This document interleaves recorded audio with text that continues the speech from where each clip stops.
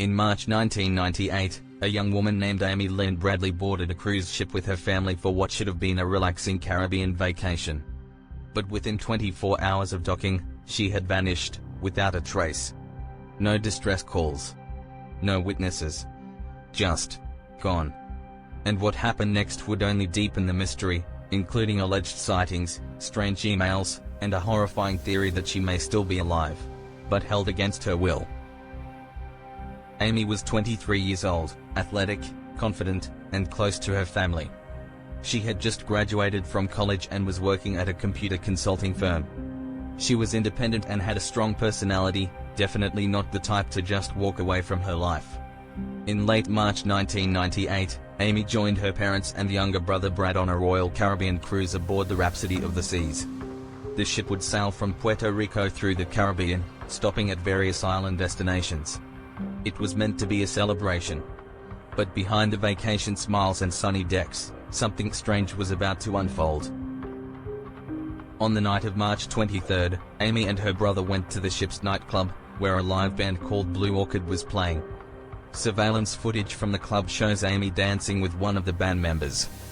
Witnesses later said Amy seemed sober and in good spirits. Around 1 a.m., she and Brad returned to their family cabin, and shortly after, they both went to sleep. At 5:30 a.m., Amy's father Ron briefly woke up.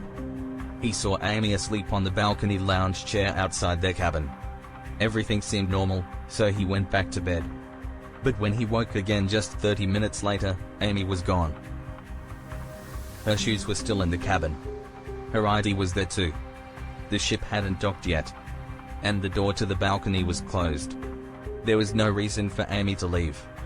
She had plans for the day, and she had told her family she felt uneasy about certain male crew members, suggesting she may have felt watched. Despite this, Royal Caribbean delayed notifying the authorities. The ship docked in Curaçao that morning, and 8 hours passed before a search was officially launched. By then, most passengers had already disembarked. If Amy had been taken, it was already too late. The Bradley family stayed behind in Curaçao, posting flyers and scouring the island. But Amy had vanished without a single verified lead. Act 4, the sightings. Then, the sightings began. A Canadian tourist claimed she saw a woman matching Amy's description in a hotel restroom in Curaçao. The woman reportedly said, "My name is Amy. Help me," before being quickly ushered away.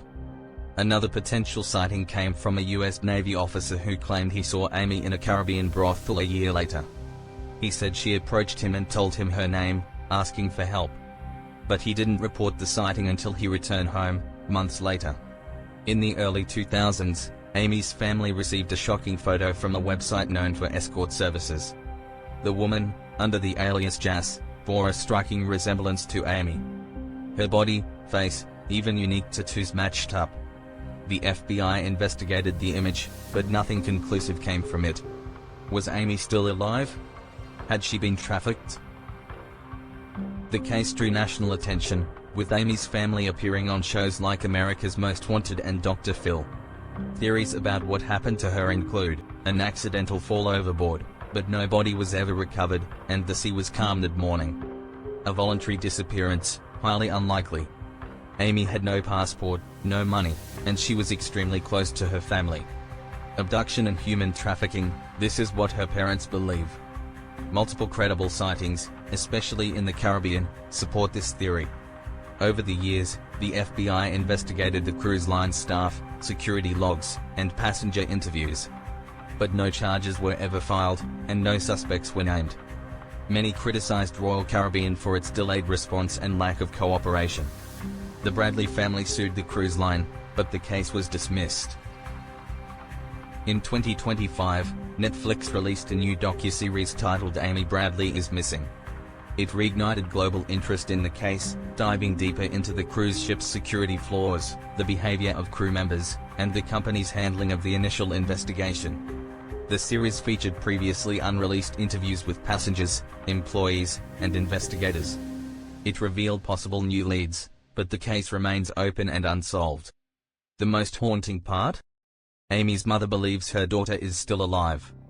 Closing, call to action. More than 2 decades have passed, but the Bradley family still holds out hope.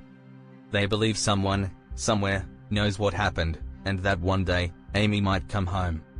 What do you think happened to Amy Lynn Bradley? Was it an accident? Or something far more sinister? Let us know your theory in the comments below. And if you found this case as haunting as we did, be sure to like, subscribe, and hit the bell icon. We'll be covering more real unsolved mysteries just like this one every week.